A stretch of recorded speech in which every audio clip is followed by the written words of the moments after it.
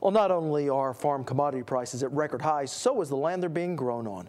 But if the past is any indication, every bull market is followed by a bear market, and many worry this latest farm boom could, like years before, turn into a farm bust. Joining me now is Damona Doye with Oklahoma State University.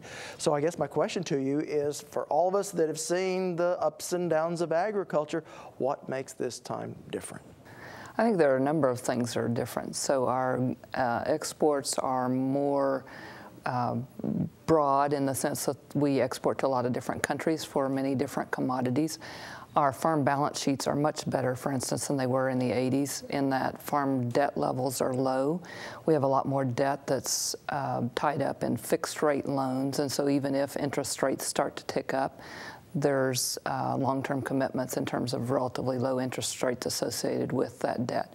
We don't see farmers taking on a lot of additional debt to purchase the land or even a lot of capital investments. So when incomes are good, they're certainly buying more machinery and equipment and perhaps even land, but they're not doing it with leveraged money, so they're not borrowing a lot to do that. So, are there any outside and maybe external forces that could change any of this?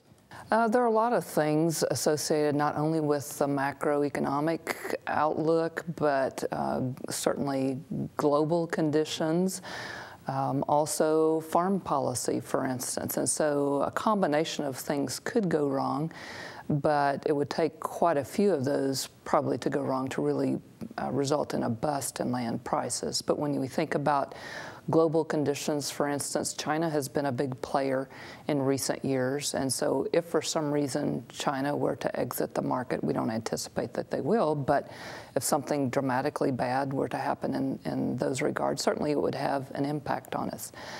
Policy domestically has focused a lot, well, ag has been a beneficiary of the biofuels market, and so if there were a change in policy, for instance, on requirements to use biofuels, that would certainly impact ag markets. We anticipate and know that farm policy is going to change as a result of the Farm Bill whenever it gets passed, and we expect that some of the fixed payments will go away.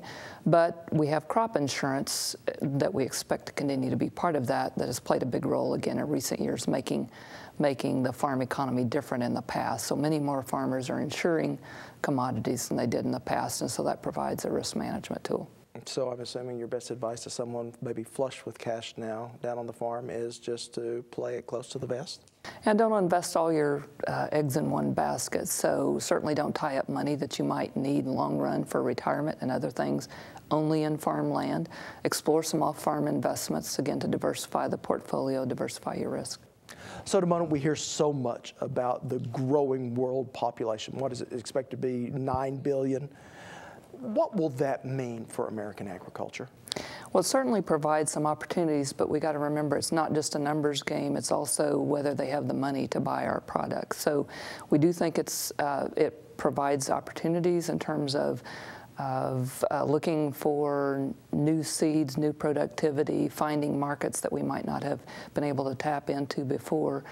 But unless their economies grow along with the populations and the cash that it needs to take to buy our products, then there's kind of a lid in terms of what we'd expect those markets to include. All right, Damona Doye with Oklahoma State University. Thank you so much.